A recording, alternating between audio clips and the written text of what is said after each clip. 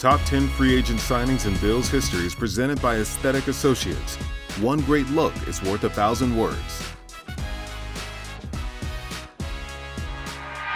Let's go! Let's go! It's time to play! Bills can win it here. Wright puts it down. The kick is on the way, and it is good! And the Bills have won it! The weird thing about free agency, generally speaking, is no matter what you're doing, when that phone rings, you have no idea how it's going to affect your life. More playing time, a big payday, the opportunity to move closer to home. These are just a few of the many reasons why free agency plays such a crucial role in an NFL player's career. Whether it was a key role on or off the field, a pit stop in their career, or a final destination, many players could make a case as to why their resume should be considered one of the best free agent signings in Bills history. The number 10 free agent signing in Bills history, Terrell Owens. Get your popcorn ready. Headed to the end zone, touchdown, Terrell Owens. Looking for T.O. down the far sideline, caught, touchdown. Even though he played for the Bills just one season, Terrell Owens' contributions to the organization both on and off the field were enough for the Hall of Fame wide receiver to crack into our list. He demanded the defense pay attention to him. You know, it didn't matter if he was a rookie or it was his last year in the league. Defenses had to know where Terrell was. Owens played his first 13 years with the 49ers, Cowboys, and Eagles. Though he arrived in Buffalo towards the end of his NFL career, he still garnered plenty of excitement and came in with high expectations. I think everyone here in this entire organization is excited about the opportunity to work with him, and I think he instantly makes this team a lot better. I've never seen a training camp like Terrell Owens' training camp in the Bills in Rochester that year. And it was a daily thing, you know. People would come out just to see T.O. He was a bona fide superstar. And people would come out to see him and then get an autograph and just to chant T.O., T.O. I think it blew all of our minds. We didn't expect it to happen. He was the type of person you wanted on your team as an offensive player because he made the people around him better. What I remember mostly about T.O. was, you know, the big personality is what you captured on camera, when you put a camera and a microphone in his face. In the locker room and on the practice field, he was quiet. He went about his work, he was diligent about it, and he was a good teammate. He was not a big, boisterous character in the locker room. You know, he was pretty reserved and quiet and went about his work.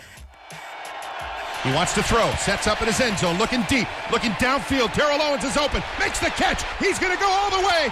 98 yards. Ryan Fitzpatrick to Terrell Owens, and the Bills get the lead back again. Right from the start, 60 minutes of hell. Shut him down on 3. 1, 2, 3, shut him down. Coming in at number 9, London Fletcher. London Fletcher came right on the heels of losing Sam Cowart, Bills draft pick, who had been very good and a part of a great defense. And Cowart leaves and injury concerns, and that opened up a big hole for the Bills. Like, what are you going to do about the loss of Sam Cowart? The Rams, they signed my replacement right away, like soon as free agency opened up. So I was shocked and disappointed by that. I never anticipated even making it to the opening market. Some 3-year starter, rookie of the year, and one of the core guys who I thought the Rams organization would want to have around for at least a decade. A fumble at the end of the play. The Bills say they have it. London Fletcher with the recovery. And it's Buffalo ball. I remember going to one of the first mini camp practices. He's lining up with this fullback, and they're challenging the fullback to hit the hole. The collisions between London Fletcher and this fullback, it was just astounding, and I'm just sitting there going, they're going to go again? While Fletcher certainly left his mark in practice, it was his performance on game day that earned him a spot on our list. Yeah, let's go! Let's go! During his first season with the Bills, the middle linebacker started every game and led the team in tackles, something he would go on to do each of his 5 years in Buffalo. Absolutely, I take pride in my ability to stay healthy, to be on the field each and every Sunday, each and every game day. It's one of those things where I didn't want to disappoint my teammates, disappoint the organization. So I just really, wanted to be out there playing. I didn't want those guys to not be able to count on me. He came in and made an immediate impact in our locker room and on our defense. You know, he's a guy I've got a great admiration for, just the way he approached the game and how important it was to him. There have been a lot of great guys who've signed there as free agents, so I'm definitely honored by that when you think about the history of the Buffalo Bills. The number 8 free agent signing in Bills history, Mario Williams. It's an exciting day for us, for our football team. We got a lot better. For our organization, it's been a long day or a long 2 days, but it's worth the wait. The wait for Mario Williams to sign with the Bills is perhaps one of the most well-chronicled free agent additions in Bills history. When we brought Mario in, I was here and went out to dinner with the defensive staff, the head coach, and Mario, you know, trying to do whatever I could to get him here, knowing what he could do as a defensive player, knowing what he could do for our defense. I had to actually take my time, be open-minded, and make my decision for myself. Chad Henne stands in the pocket, ball comes out, loose ball, the Bills recover. They recover back at the 14-yard line. Mario Williams comes up with a football. He knocked it out of the hands of Chad Henne and jumped on top of it. Super Mario has arrived in Buffalo. My biggest thing is put everybody else on the same standard and level and continue to grow and continue to get better. My wife told me a great story. She was at the grocery store at the time, and when the news came across, when we had announced it and it was made public, they made this announcement over the loudspeaker, and everybody in the grocery store went crazy that we had signed Mario Williams. I'm from Houston, so I was there when he got drafted first to the Texans and everything like that. And they say 6'7", but it's not until you're actually in the same vicinity you're like, holy crap, this guy's huge. So I mean, he lives up to every measurable, 6'7", 300 pounds, running 4'6". I mean, just a all-around freak of nature. Williams continued his dominance on the defensive line as he recorded 43 sacks during his 4 years as a Bill, putting him in the top 10 in franchise history. Here comes the rush. Newton flushed out, heads left. They got him again. They sack him. It is Super Mario Williams. Coming up, we take a deeper look at a player whose magic saved the day for the Bills more than once. Also, we spotlight one of the most reliable players to ever wear the Bills uniform. The top 10 free agent signings in Bills history is presented by Aesthetic Associates. One great look is worth 1,000 words.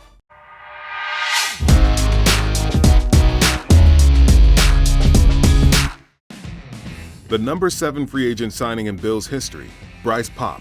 We signed 6'5" linebacker named Bryce Pop, who was from Green Bay. So I'm like, I don't know too much about him. You know, I saw him drop back in coverage. We were all trying to figure out what the defense was.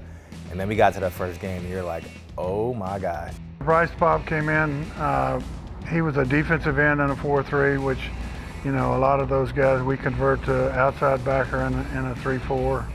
And he was a perfect fit for the Sam linebacker. He played over the tight end. He really dominated tight ends, obviously to a great extent. And then he could rush the passer. Pop made an instant impact during his first year with the Bills. He recorded 17.5 sacks and would go on to win NFL Defensive Player of the Year. I just thought a good player has been added to the Bills defense at linebacker. I didn't think he could even destroy people one year. He had 30-something sacks in 3 years. You didn't know what he was going to do. It wasn't like he was a one-trick pony when he was in. You knew he was rushing the quarterback. He could defend and play in all facets of the game. Bryce Pop's arrival was sort of the right place at the right time for him and for the Bills. You know, to get a guy who can play opposite Bruce Smith and be a talented pass rusher like Pop was big, and he took full advantage of that. He looked at it as, I'm here to do a job, and damn it, I'm going to do the job. And I think that's exactly what he did. The job was rush the passer. Coming in at number 6, Doug Flutie. The bottom line is I'm going to have fun. I'm going to play. I'm going to try to win football games like I've done all my career. And I think I've been very successful at that. Proving things to other people is not important to me. The Bills signed Doug Flutie during the 1998 offseason to compete for a starting job at quarterback.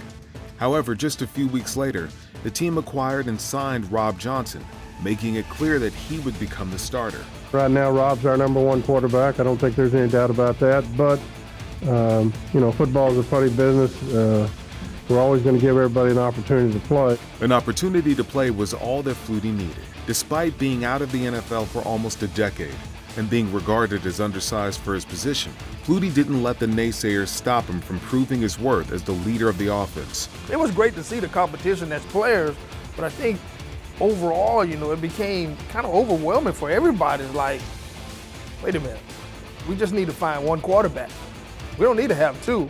And if Flutie just happened to be that guy, so be it. After winning the starting job, Flutie instantly became a fan favorite. Go Flutie! 1998 became a magical year for the Bills and Doug Flutie. I tell you, you got struck gold with that little son of a gun. Oh, man. Unbelievable. The team reached the playoffs, and he was named the league's comeback player of the year. If he would have stayed in the NFL to start with, he'd have been in the Hall of Fame, because he's a Hall of Fame CFL player. And, we got him later in his career, and he was still terrific. People will look back on Flutie and that particular season and have like this really warm spot in their hearts. He was underdog guy, been told you couldn't play, underdog guy in an underdog city. 18 seconds, game on the line.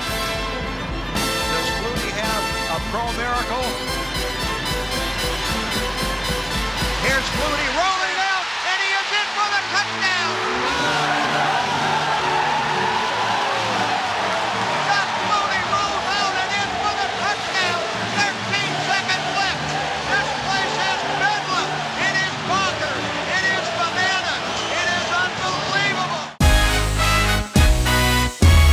The number 5 free agent signing in Bills history, Steve Christie.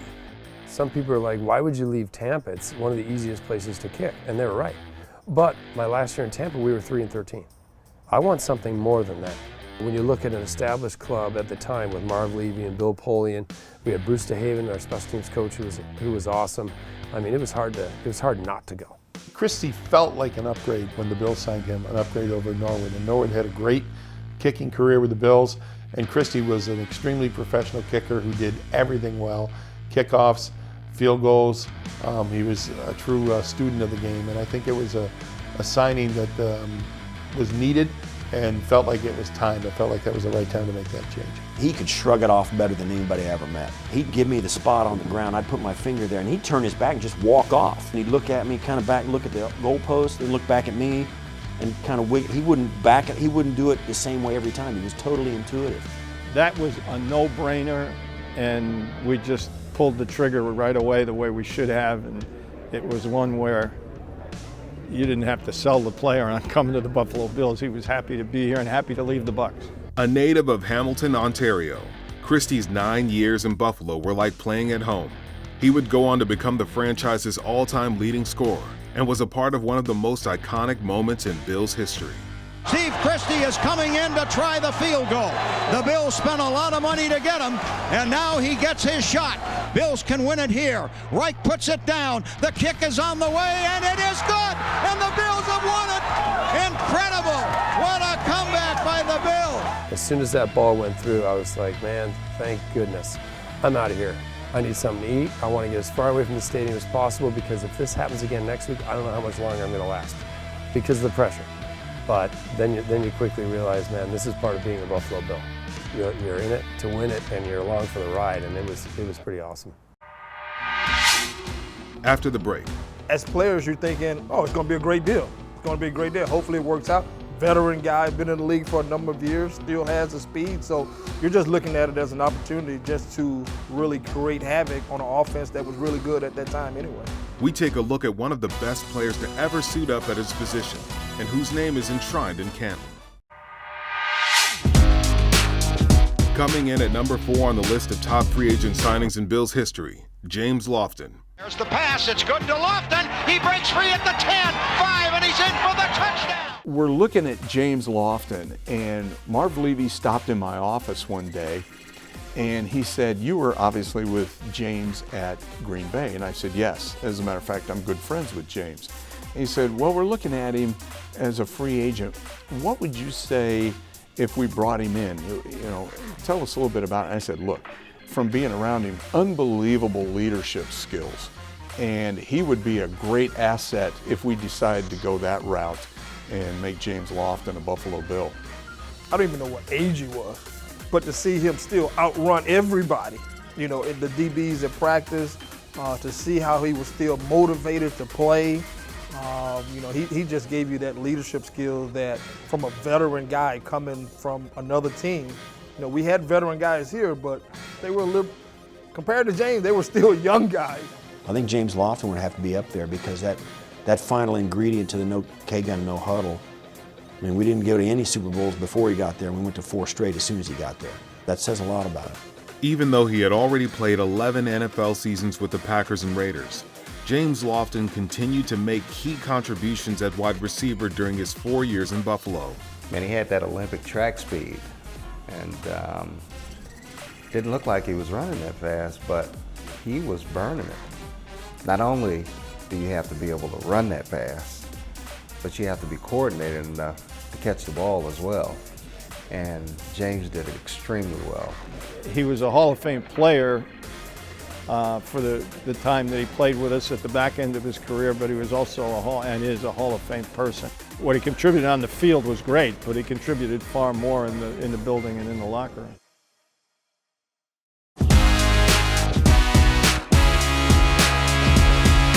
The number 3 free agent signing in Bills history, Kent Hull. The USFL was folding up, and we were given permission by Commissioner Rozelle to go ahead and talk to agents of players, and we knew of Kent Hull. And Mr. Wilson happened to be in the building when we were beginning to talk about that.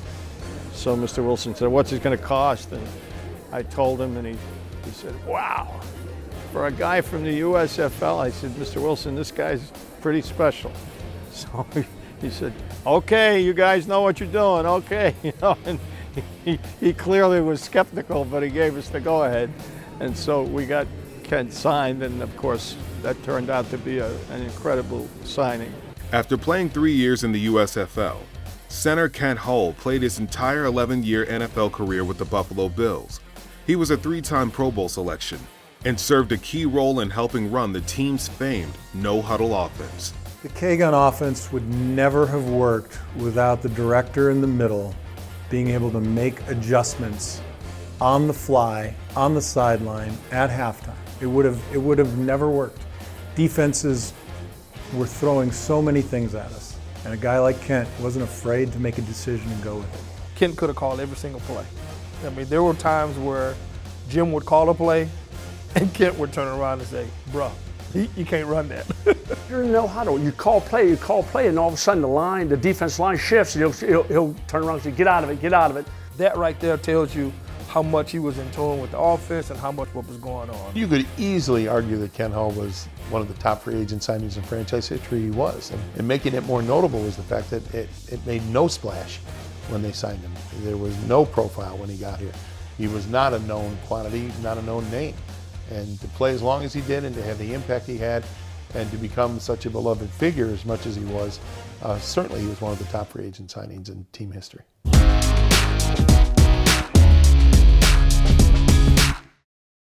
What's going on, man? How are you? Good. You like the Bills? Yep, I love them. I'm the newest Bill in town, Takeo Spikes, 51. The number 2 free agent signing in Bills history, Takeo Spikes. Spikes was always cool because he told the story that when he was here with the Bengals, Bills fans knew he was going to be a free agent, and they told him, "We want you to sign here." It was like a college recruiting business. This is a Week 17 game. In the previous season, he's not a free agent yet, and Bills fans don't even care. We're going to tell him we want him in Buffalo and let him know. When I'm hearing our fans chanting his name, I'm upset because he's an opponent right now. You don't chant this guy's name. At that point in time, I didn't feel like that was the time or the place to do that. He really was a guy that we had targeted. We felt that if we could get him with his skill set, along with London and Jeff Posey, we would have a formidable group of linebackers. A former first-round pick of the Bengals, Spikes came to Buffalo after spending 5 years in Cincinnati and proved to be a key piece in the team's linebacker core. We became great friends. He's one of my best friends now. Out of all my teammates, he and I definitely had the best chemistry, throughout my career. Hey, Fletcher, let's turn this up to another level. Let's go now. Time to put on the show today. Big show, big show. Let's go. Ain't nothing changed. Now, they know they fear the Buffalo Bills. Now, these people pay good money now. Good damn money. Let's come out here and give them a great show and send them home expecting what they came out here to believe in. Bills on 3. 1, 2, 3, Bills! One of the first things I thought about was what Fletcher told me before the game. He said, Spikes, I said, I visualized you last night picking one off and taking it back. And I'm like, that's funny, Fletcher. I thought about that on Wednesday. Spikes reached the Pro Bowl his first 2 seasons in Buffalo and was selected first-team All-Pro in 2004, thanks to his 4 forced fumbles and 5 interceptions. I knew just watching linebackers, you had a guy with his size, his strength, his speed, and his playmaking ability. There was a rare combinations. To be able to add him to our defense, and I was like, man, we're gonna really be able to do some damage. And sure enough, that first year we did a lot of damage. Let's go! It's time to play! Coming up. While he's number 1 on our list of free agent signings in Bills history, he might be at the top of another list in NFL history.